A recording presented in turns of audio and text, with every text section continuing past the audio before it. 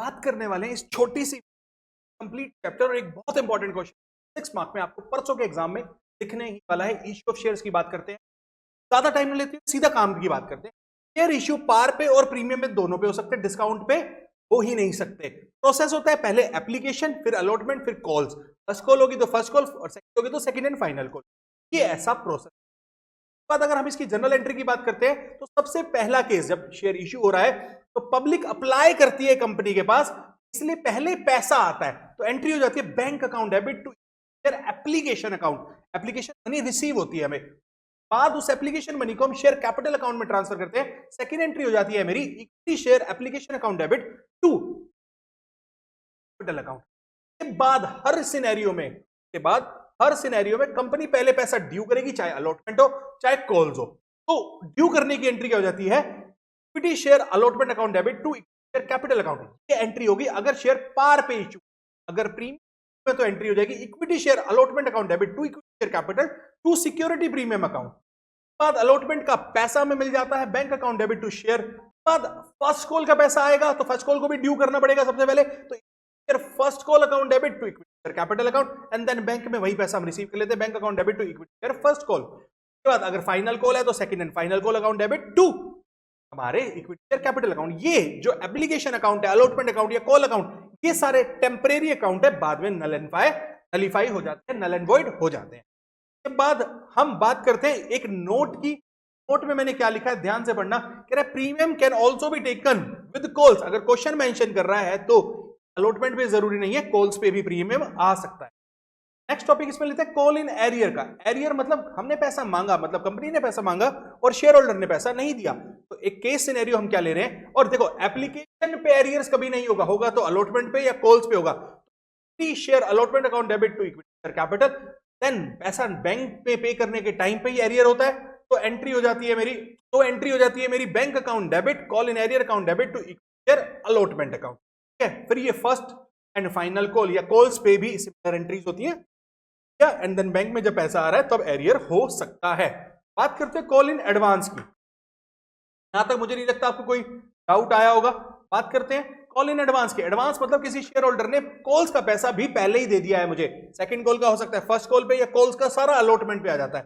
तो मैं अज्यूम कर रहा हूं अलॉटमेंट पे मेरा कॉल का पैसा आ रहा है, तो मैंने क्या किया, bank account debit share allotment account to call in advance. Allotment time पे कॉल्स एडवांस आ गई। जब मैं कॉल ड्यू करूंगा तो एंट्री करूंगा first and final call account debit to equity share capital. जब बैंक की बात आएगी तो bank account debit to call in advance को मैं वापस यहां पे डेबिट कर दूंगा, क्योंकि ये वाली एडजस्ट करनी पड़ेगी मुझे अमाउंट। बात समझ आती है। बात करते हैं लमसम पेमेंट ऑफ शेयर। अगर शेयर का पैसा एक साथ ही आ रहा है, मैं कोई प्रोसेस को फॉलो नहीं कर रहा, एप्लीकेशन अलॉटमेंट कॉल वाला, तो एंट्री हो जाती है ड्यू के टाइम पे। सबसे पहले बैंक में आएगा तो पहले bank account debit to share application and allotment account and then application allotment account debit to capital to premium, अगर वो भी प्रीमियम। बात करते हैं कि इंपॉर्टेंट टॉपिक की issue of share other than cash. Cash के अलावा 3 लोगों को शेयर इश्यू सकते हैं कैश के अलावा। पहला है प्रमोटर, दूसरा अंडरराइटर, तीसरा वेंडर। प्रमोटर और अंडरराइटर को पार पे हो सकते हैं ओनली, बट वेंडर को पार एंड प्रीमियम दोनों पे हो सकता है। और वेंडर के केस है दो, खाली एसेट आ रहा है तो इश्यू कर रहा हूं, या पूरा बिजनेस टेक ओवर कर रहा हूं तो इश्यू कर रहा हूं। तो प्रमोटर के केस में मैं पहले प्रीलिमिनरी एक्सपेंस करता हूं, तो एंट्री हो जाती है account debit to promoter and then promoter to equity share capital. Same underwriter में अंडरराइटिंग कमीशन के लिए, तो underwriting commission account debit to underwriter and then underwriter to share capital. पहले 2 केसेस में आपको कोई प्रॉब्लम आई नहीं होगी। बात करते हैं वेंडर की। वेंडर का पहला केस ले रहा हूं जब मैं खाली एसेट ले रहा हूं, तो एंट्री आएगी asset account debit to vendor and then vendor to equity share capital to security premium.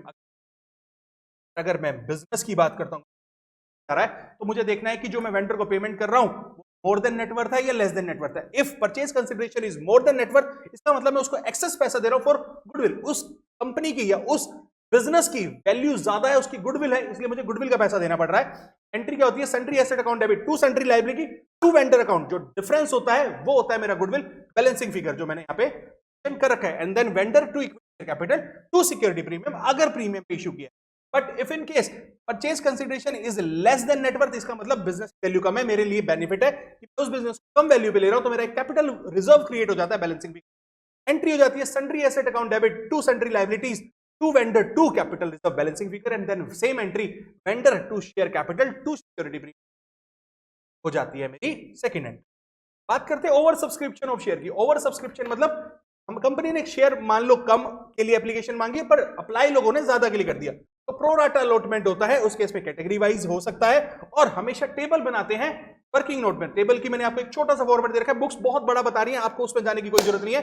Column क्या बनाने हैं, category, share application amount, excess amount, allotment amount and bank.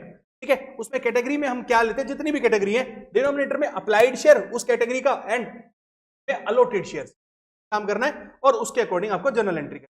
पहली जर्नल एंट्री की बात करता हूं, bank account debit to share application account, ये हमें वर्किंग नोट में मिल जाएगा शेयर एप्लीकेशन वाले कॉलम से। Share application to share capital to security premium to share allotment and to bank, ये भी आपको शेयर एंड बैंक वाले कॉलम से आएगा। उसके बाद शेयर अलॉटमेंट जब मैं ड्यू करूंगा तो मैं ड्यू तो पूरे अमाउंट से करूंगा, बट जब बैंक में रिसीव करूंगा तो लेस अमाउंट से रिसीव करूंगा, जो एक्सेस मनी होगी वो पैसा मैं दोबारा नहीं लूंगा बैंक पे। बात करते हैं शेयर फॉरफीचर की। शेयर फॉरफीचर वो शेयर्स होते हैं जिसमें शेयर होल्डर ने पैसा नहीं दिया और कंपनी शेयर फॉरफीट कर लेती है, जब्त कर लेती है, तो उस केस में शेयर कैपिटल अकाउंट डेबिट हो जाता है। साथ में सिक्योरिटी प्रीमियम अकाउंट तब डेबिट होता है जब अलॉटमेंट या फर्स्ट कॉल जिस पे हम शेयर फॉरफीचर कर रहे हैं उसमें प्रीमियम था और शेयर होल्डर ने प्रीमियम नहीं किया है। If in case premium receive नहीं हुआ है तो ही सिक्योरिटी प्रीमियम डेबिट होता है। टू कॉल इन एरियर, वो पैसा जो हमने नहीं किया वो कॉल इन एरियर में चला जाता है। और टू शेयर फॉरफीचर, वो पैसा जाता है तो शेयर होल्डर से हमें रिसीव हो चुका है। आता कोई प्रॉब्लम? बट री इश्यू की बात करते हैं। री जो शेयर फॉरफिट हुए थे अब उसको री इश्यू करना है। पार, प्रीमियम और डिस्काउंट तीनों पे हो सकते हैं, तो एंट्री होती है सिंगल एंट्री करनी है। यहां पे प्रोसेस को दोबारा से कोई फॉलो नहीं करना है। अगर पार पे है तो bank to share capital, premium पे तो bank to share capital to security premium. But अगर डिस्काउंट पे है तो यहां पे डिस्काउंट वाला अमाउंट हम शेयर फॉरफीचर से लेते हैं, तो एंट्री हो जाती है bank account debit share forfeiture account debit to share capital. अब बात आती है कि हमें कैपिटल रिजर्व में कौन सा पैसा जाता है, तो जितने शेयर रीइश्यू हो रहे हैं उसके रिस्पेक्ट में जितना शेयर फॉरफीचर का अकाउंट था प्रो राटा बेसिस या आपको पूरे शेयर होते हैं तो उसको हम कैपिटल रिजर्व में डालते हैं और एंट्री हो जाती है share forfeiture account debit to capital reserve. Note मैंने लिखा है only for reissued share amount will go to the capital reserve. Question लिया है मैंने आपके सामने, क्वेश्चन बड़ा इंपॉर्टेंट है, 6 मार्क के वर्दी क्वेश्चन है। क्या कह रहा है, एक कंपनी ने एप्लीकेशन मांगी 5 लाख शेयर्स की, 10 रुपए का शेयर था, 10 रुपीज था। ठीक है, 3 रुपए एप्लीकेशन पे थे, 5 रुपए हमारे अलॉटमेंट पे थे जिसपे का प्रीमियम इंक्लूडेड था और 3 रुपए कॉल पे थे। एप्लीकेशन रिसीव हो रही है 60,000 शेयर की, कैटेगरी बना दी है। कैटेगरी 1 में 4 लाख शेयर थे, टोटल फुल अलॉटमेंट हो गया। कैटेगरी 2 में 2 लाख की एप्लीकेशन आई थी, 1 लाख अलॉट कर रहे हैं एप्लीकेशन, तो हमने एक शेयर अलॉट नहीं की। एक शेयर होल्डर है ए जिसको 500 शेयर अलॉट हुए थे, वो कैटेगरी 1 से था, उसने अलॉटमेंट के साथ ही सारी कॉल्स भी दे दी, यानी कॉल का पैसा भी दे दिया। एक है शेयर होल्डर बी जिसको 1000 शेयर अलॉट हुए थे, कैटेगरी 2 से था, उसने अलॉटमेंट मनी नहीं थी तो शेयर फॉरफिट हो गया, और वही शेयर फॉरफिटेड जो शेयर थे वो 14 रुपीज पे रीइश हो गया, 7 कॉल्ड अप, और साथ में लिख दिया कॉल मेड नहीं, यानी फाइनल कॉल, ये जो फर्स्ट एंड फाइनल कॉल है वो कंपनी ने मांगी नहीं है। टेबल बनाते हैं सबसे पहले। टेबल आपके सामने मैंने बना रखी है कैटेगरी वाइज। फर्स्ट कैटेगरी होगी 4 लाख अलॉट हो गए, उतने ही अप्लाई थे। सेकंड कैटेगरी होगी 2 लाख अप्लाइड थे, 1000 अलॉट किए। थर्ड 60,000 अप्लाइड थे, 0 अलॉटेड थे। एप्लीकेशन पे 3 रुपीज था, एक्सेस का मैंने कॉलम बना दिया, एप्लीकेशन पे 5 रुपीज था और बैंक का। तो फर्स्ट कैटेगरी में 12 लाख रुपीज मुझे रिसीव होते हैं, 4 लाख इंटू, कुछ एक्सेस नहीं है, कुछ अलॉटमेंट में नहीं जाएगा, कुछ बैंक में नहीं जाएगा। सेकंड में 6 लाख रुपीज मुझे रिसीव होते हैं, 2 लाख इंटू, बट मुझे यहाँ पे एक्सेस मनी था कितना, 1 लाख शेयर पे 3 रुपीज तो आ गया, और अलॉटमेंट में मुझे 1 लाख इंटू 5 यानी 5 लाख चाहिए, और एक्सेस है मेरे पास 3 लाख, तो मैं टोटल कंप्लीट यूटिलाइज कर सकता हूँ, बैंक में कुछ जाएगा। लास्ट जिसमें हमारे पास एप्लीकेशन तो आई पर पैसा कहीं यूज नहीं और इनको हमने वापस देना है, तो बैंक में टोटल रिफंड कर दिया। तो शेयर एप्लीकेशन में मुझे 90,000 आ गया, अलॉटमेंट पे एडजस्ट कर दिया और 1,80,000 रिफंड कर रहा हूँ। मेरी फर्स्ट एंट्री की अगर मैं जाता हूं तो एंट्री जाती है bank account debit to share application account 19,80,000, share application to share capital to allotment to bank, हमारा अकाउंट आ चुका था।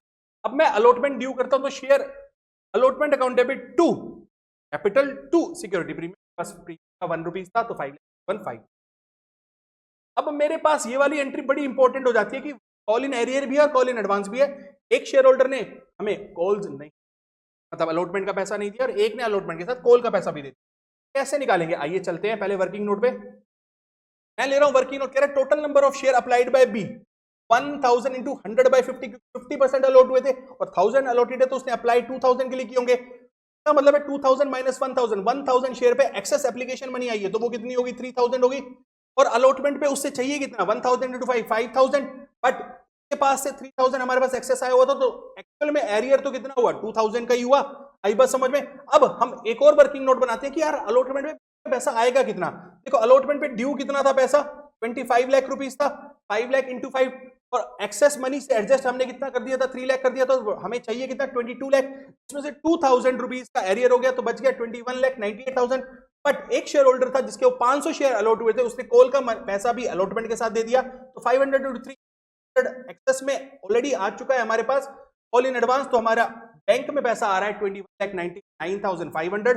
तो मेरी जो नेक्स्ट एंट्री जाती है वो जाती है bank account debit, call in arrear account debit, allotment account to call in advance.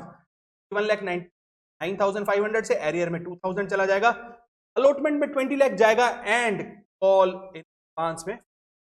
अब मैं क्या कर रहा हूं, मैं फॉर फीचर कर रहा हूं क्योंकि इसके बाद कॉल तो मांगी नहीं है, और शेयर फॉरफिट कितने हो रहे 1000, बट हमारा कॉल्ड अप पैसा कितना है 7 रुपीज है एप्लीकेशन पे, और 4 रुपीज अलॉटमेंट पे, 1 रुपीज प्री अलग है क्योंकि उस पर रिसीव नहीं हुआ तो उसे भी डेबिट करना पड़ेगा। तो equity share capital account debit 7000, share premium account debit 1000 to call in arrear, arrear हमारे पास अभी निकाला हमने 2000, शेयर फॉर फीचर में कितना जाएगा 6000 रुपीज।